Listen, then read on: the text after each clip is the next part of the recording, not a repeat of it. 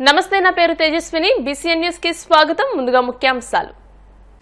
వైభవంగా తిరుచానూరు పద్మావతి అమ్మవారి కార్తీక బ్రహ్మోత్సవాలు. శ్రీకృష్ణుని అలంకారంలో సూర్యప్రభ వాహనంపై భక్తులకు అమ్మ దర్శనం.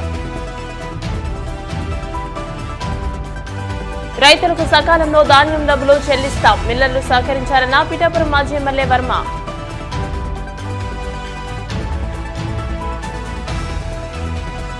ఇచ్చిన హామీలు అమలు చేయాలన్న మాజీ మంత్రి రాజన్న దొర. డైవర్షన్ రాజకీయాలను విస్మరించారంటూ సూచన.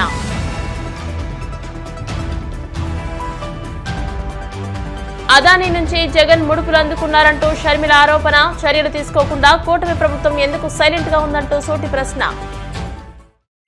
తిరుచానూరు శ్రీ పద్మావతి అమ్మవారి కార్తీక బ్రహ్మోత్సవాల్లో 7వ రోజు అమ్మవారు శ్రీ గోవర్ధన గిరిధారి అయిన శ్రీకృష్ణుని అలంకారంలో సూర్యప్రభ వాహనంపై ఊరేగుతూ భక్తులను కటాక్షించారు. మంగళ వాయిద్యాలు, భక్తుల కోలాటాల నడుమ అమ్మవారు ఆలయ 4 మాడ వీధుల్లో భక్తులను అనుగ్రహించారు. భక్తులు అడుగడుగునా కర్పూర హారతులు సమర్పించి అమ్మవారిని దర్శించుకున్నారు.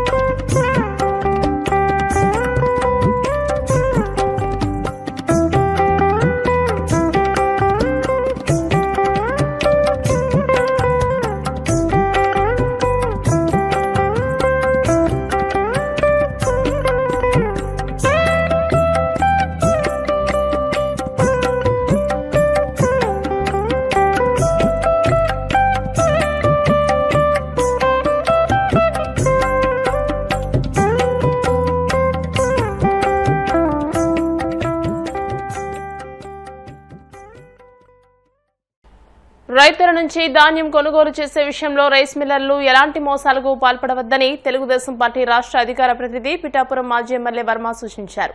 కాకినాడ జిల్లా పిఠాపురం మండలం మాధవపురంలో మాజీ ఎమ్మెల్యే వర్మ పర్యటించారు.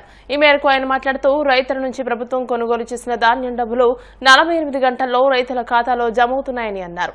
అనంతరం స్థానిక రైతులతో మాజీ ఎమ్మెల్యే వర్మ మాట్లాడి సమస్యలు అడిగి తెలుసుకున్నారు. కూటమి ప్రభుత్వం వచ్చాక గత పరిస్థితుల్లో అర్థం చేసుకుంటే ఇది మొదటి పంట ఇంచుమించు జగన్ పోయాక అమ్మాక డబ్బులు రావాలంటే సంవత్సరంన్నర పెట్టింది. అంటే ఇంకా అన్ని అప్పులు చేసి పెట్టడమే, అది రైతు పరిస్థితి. అలాగే ఇప్పుడు మాదాపురం ధాన్యం అమ్ముకోవాలంటే వీళ్ళు ఆర్బీకే ద్వారా పెద్దాపురం రాసేవారు. అక్కడ లైన్లో ఉండాలి. అందులో టెక్నికల్గా మాయిశ్చర్ పేరు చెప్పి దోచుకునేవారు. పట్టుబడి డబ్బులు లేవు. ఈ విధంగా జగన్మోహన్ రెడ్డి పరిపాలన ఉండేది. ఇప్పుడు కూటమి ప్రభుత్వం వచ్చాక ముఖ్యమంత్రి చంద్రబాబు నాయుడు గారు ధాన్యం అమ్మిన 48 గంటల్లో వాళ్ళ అకౌంట్లో వాళ్ళు డబ్బులు పడతారు. 48 గంటలే, సంవత్సరం ఎక్కడ, 48 గంటలు ఎక్కడ అన్నది ఒకసారి ఆలోచించుకోవాలి. జిల్లా వ్యాప్తంగా చూసుకుంటే 26,66,675 బస్తాలు ఈరోజు కొన్నారు పొద్దుకి. మన పిఠాపురానికి చూసుకుంటే 5,14,573 బస్తాలు కొన్నారు. మనం ఇచ్చి గిట్టుబాటు ధర ప్రభుత్వం ఇచ్చేది 1775 నుంచి 1750 మధ్యని ఈ తేమను బట్టి మనకి రేటు వస్తుంది. మరి తేమ శాతం రైతులందరూ తెలుసుకోవాల్సింది ఏంటంటే 18% తేమ శాతం దాటితే 1 కేజీ రైస్ మిల్లర్ వాళ్ళు బస్తాకి తీసుకుంటారు. అదే 20% అయితే 2 కేజీలు, 22% అయితే 3 కేజీలు, 22 తర్వాత ఎంత పర్సంటేజ్ వచ్చినా 5 కేజీలు. అంటే వర్షాభావం ఉంది కాబట్టి వర్షానికి భయపడితే నేను ఎందుకు వచ్చానంటే ఈవేళ ఫీల్డ్లోకి వర్షం వచ్చే అవకాశాలు ఉన్నాయి కాబట్టి భయం ఉండి ఎవరైనా అమ్ముకోదలుచుకుంటే తేమ మీద కూడా ఈ విధమైన పద్ధతి. ఇంతకంటే ఎక్కువ రైస్ మిల్లర్స్ ఎవరు తీసుకున్నా రైస్ మిల్లర్స్ అందరినీ కూడా హెచ్చరిస్తున్నాను. రైతు కంప్లైంట్ అంటూ రావడం జరిగితే, అక్కడ మోసం అన్నది జరిగితే వెంటనే రైస్ మిల్ మూసేయడం జరుగుతుంది. చాలా క్లారిటీగా చెప్తున్నాను. రైతుకి ఎవడు మోసం చేసినా అందులో ఈ యొక్క మళ్ళీ క్రాస్ చెక్ చేయిస్తాం, ఎంఆర్ఓని పంపించి తేమ శాతం అన్నీ. అంచేత ఉన్న వాస్తవం రూల్ ప్రకారం మీరు వెళ్ళాలి తప్పితే పాత ప్రభుత్వంలాగా మీరు గ్యాంబ్లింగ్ చేద్దామంటే సాగదు. రైతుల నుంచి కొన్ని కంప్లైంట్లు వచ్చినాయి, కొన్ని మిల్లుల మీద కూడా వచ్చినాయి. బయట మాట్లాడను. ఎవరైతే చేస్తున్నారో వాళ్ళకి క్లియర్గా చెప్తున్నాను. ఇది సడన్ సర్ప్రైజ్ జేసీ విజిట్ వచ్చి పరిస్థితి వస్తుంది. అంచేత రైతులను మోసం చేయడం తెలియజేస్తూ రైతులు కూడా ఎవరికన్నా ఎక్కువగా అదనంగా అడిగి మిమ్మల్ని మోసం చేస్తుంటే అక్కడి నుంచి నా నెంబర్ మాతో ఇంచుమించు నియోజకవర్గం అందరికీ తెలుసు. మీ ట్రాక్టర్ ఎక్కడుందో, మీరు ఎక్కడుందో మాకు ఫోన్ చేస్తే సరిపోతుంది. మీకు డబ్బులు కూడా 48 గంటల లోపల ఆర్బీకే ద్వారా వెళ్తే 48 గంటల లోపల ఇవ్వాలి. ఆఖరికి ప్రైవేట్ రైస్ మిల్లు కొన్నా సరే 48 గంటల లోపల ఇవ్వాలి. ఇప్పుడు ప్రభుత్వం వచ్చాక ఏం చేసామంటే రైతు ఎవరికన్నా అమ్ముకోవచ్చు. ఓ 10 రూపాయలు ఎక్కువ వస్తే బయటకు కూడా అమ్ముకుంటున్నారు సన్నాలు, ఆరుదల ధాన్యం ఉంటాయి. అంచేత ఆ విధమైన వెసులుబాటు కూటమి ప్రభుత్వం మరి చంద్రబాబు నాయుడు గారి నాయకత్వంలో మరి పెట్టడం జరిగింది. ముఖ్యమంత్రి గారు సీఎం చంద్రబాబు పొలిటికల్ డైవర్షన్ రాజకీయాలకు పాల్పడుతున్నారని, ఇచ్చిన హామీలను ప్రజలు ఎక్కడ అడుగుతారోనని తప్పుదారి పట్టిస్తున్నారని మాజీ మంత్రి రాజనధర ఆరోపించారు.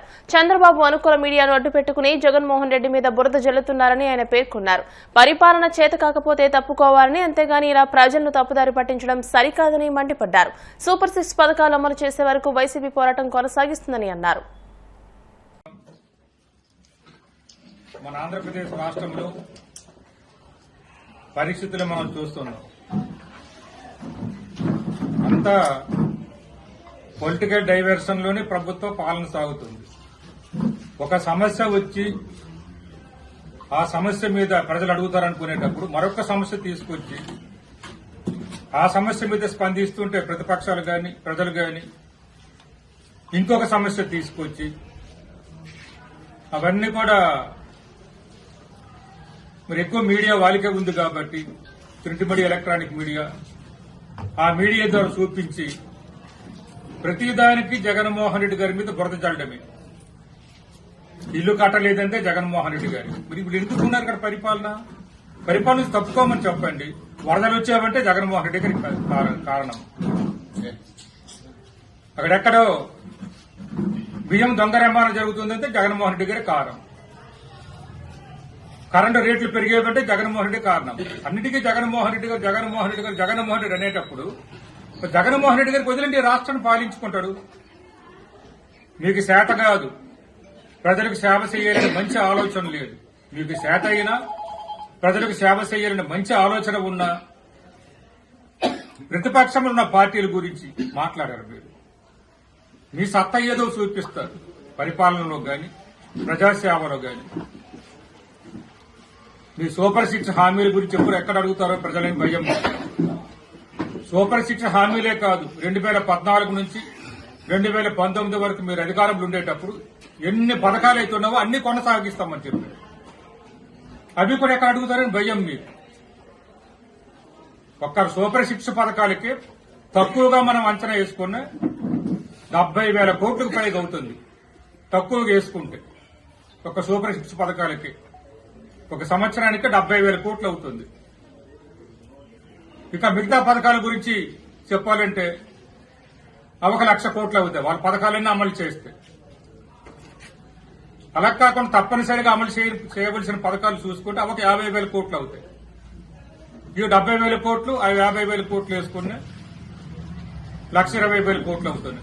ఇంత డబ్బును మీరు తేలేక ప్రజలకు ఇవ్వలేక ప్రతిదీ జగన్మోహన్ రెడ్డి గురించి బురద జల్లడం కార్యక్రమం పెట్టారు.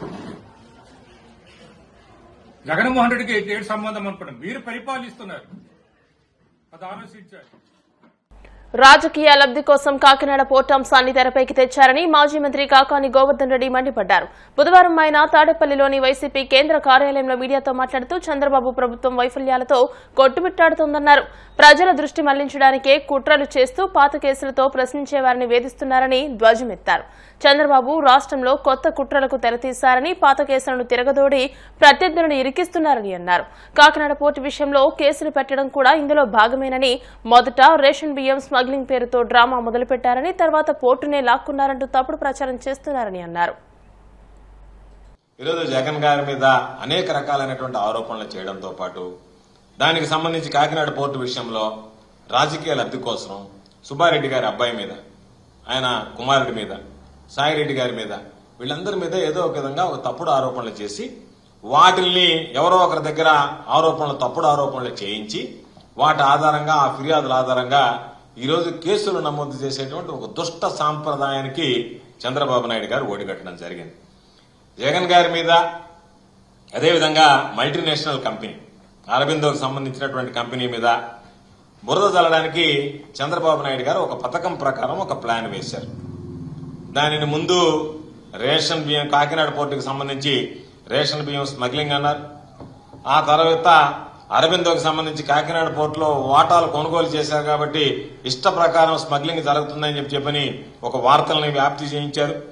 ఆ తర్వాత చివరికి ఆ పోర్టు లాక్కున్నారనేటువంటి దాని మీద కేసు పెట్టించి ఈరోజు ఏదో ఒక విధంగా ఆ కేసులో వీళ్ళందరినీ ఇరికించాలనేటువంటి ఒక ప్రయత్నం చేశారు. ఒక అబద్దాన్ని సృష్టించడం, దాన్ని ఏదో ఒక విధంగా వ్యాప్తి చేసి జనాల దృష్టి మరల్చి జగన్మోహన్ రెడ్డి గారి మీద నిందలు వేయడం, తనకు అనుకూలమైనటువంటి వ్యక్తుల చేత వైఎస్ఆర్ కాంగ్రెస్ పార్టీకి సంబంధించినటువంటి నాయకుల మీద తప్పుడు కేసులు పెట్టించి అధికార దుర్వినియోగానికి పాల్పడడం అనేటువంటిది చంద్రబాబు నాయుడు గారికి నిత్యకృత్యంగా మారిపోయింది. ఈరోజు జరిగినటువంటి అన్నిటిలో 41% మాత్రం ఈరోజు దానికి సంబంధించినటువంటి అరబిందో సంస్థకు ఉన్నాయి. 59% షేర్లు ఎవరి దగ్గర ఉన్నాయి? కేవీరావు గారి ఆధీనంలోనే ఉన్నాయి. కేవీరావు గారి ఆధీనంలో 59% ఉంటే పోర్టు ఎండీగా ఆయనే ఉంటాడు, సీఈఓగా ఆయన మనుషులు ఉంటారు. నిర్ణయాధికారం అంతా 59% ఉన్నటువంటి కేవీరావు గారికే ఉంటుంది తప్ప ఈరోజు దానికి సంబంధించి అరబిందోకు రాదు. కాబట్టి బెదిరించి ఈ షేర్లు కొన్నాడు అని చెప్పి ఆయన చేత ఫిర్యాదు చేయడం, పోలీసులు ఎఫ్ఐఆర్ నమోదు చేయడం, ఇదంతా కూడా లాఫింగ్ స్టాక్ కింద హాస్యాస్పదంగా ఉంది తప్ప ఒక పరిణితి చెందినటువంటి వ్యక్తులు తీసుకునేటువంటి నిర్ణయాలు, తీసుకునేటువంటి విధానంగా కనిపించేటువంటి పరిస్థితి లేదు. ఒకవేళ నిజంగానే చంద్రబాబు నాయుడు చెప్పినట్టుగా ఈరోజు ఒకవేళ నిజంగా తీసుకోవాలి బెదిరించి అంటే ఫ్రీగానే తీసుకుని ఉండేవాళ్ళు, డబ్బులు ఇచ్చి తెలుసుకోవాల్సినటువంటి పరిస్థితి ఉంది. ఒకవేళ డబ్బులు కూడా ఇవ్వకుండానే బెదిరించి ఆయన దగ్గర షేర్లు లాగేసుకున్నారు అని చెప్పి ఫిర్యాదు చేసినప్పుడు అసలు ఉచితంగానే తీసుకునే దానికి అవకాశం ఉండేది, ఫ్రీగానే తీసుకుని ఉండేవాళ్ళు. కానీ అది జరగలేదు. కాబట్టి కేవలం ఇది ఏదో ఒక విధంగా కక్ష సాధింపులో భాగమైనటువంటిది ఈరోజు చంద్రబాబు నాయుడు గారు ఆడుతున్నటువంటి నాటకంలో భాగం అనేటువంటిది స్పష్టంగా అర్థమైపోయింది. ఈరోజు ఒక్కసారి చూస్తే ఒకే విధంగా మొత్తం ఒకవేళ నిజంగా ఆ కాకినాడ పోర్టు సంస్థనే ఒకవేళ తీసుకోవాలని అనుకుంటే మొత్తం తీసుకుని ఉండేవాళ్ళు, లేదా మెజారిటీ షేర్లు తీసుకుని దాని నియంత్రణ అధికారాలన్నీ అరవింద సంస్థలోనే ఉండే చేతిలో పెట్టుకుని ఉండేవాళ్ళు. అవన్నీ లేకుండా 41% నువ్వు అమ్మి 59% కేవీరావు గారు పెట్టుకుని ఆయనే నియంత్రిస్తూ ఆయనే పెత్తనం చేస్తూ ఆయనకు సంబంధించినటువంటి వ్యక్తులే బోర్డులో ఉంటూ వాళ్లే మెజారిటీ షేర్లని అనుభవిస్తూ ఈరోజు 41% అమ్మాం కాబట్టి ఏదో ఒక విధంగా వాళ్ళ మీద కేసు పెట్టాలనేటువంటి ఆలోచనతో ఈరోజు రకరకాలుగా వాళ్ళ మీద కేసు పెట్టేదానికి ఈరోజు కేవీరావు సంస్థే, ఆ సంస్థ మీద ఈరోజు వాళ్ళకి సంబంధించినటువంటి అరబిందో వెనక ఉన్నటువంటి వ్యక్తులను కొంతమందిని పావులుగా చేసి వాళ్ళందరి మీద కేసు పెట్టాలనేటువంటి ఆలోచన. దీని వెనక పక్కా కుట్ర ఉందనేటువంటిది స్పష్టంగా అర్థమవుతుంది. ఇప్పుడు కాసేపు ప్రకటనలు.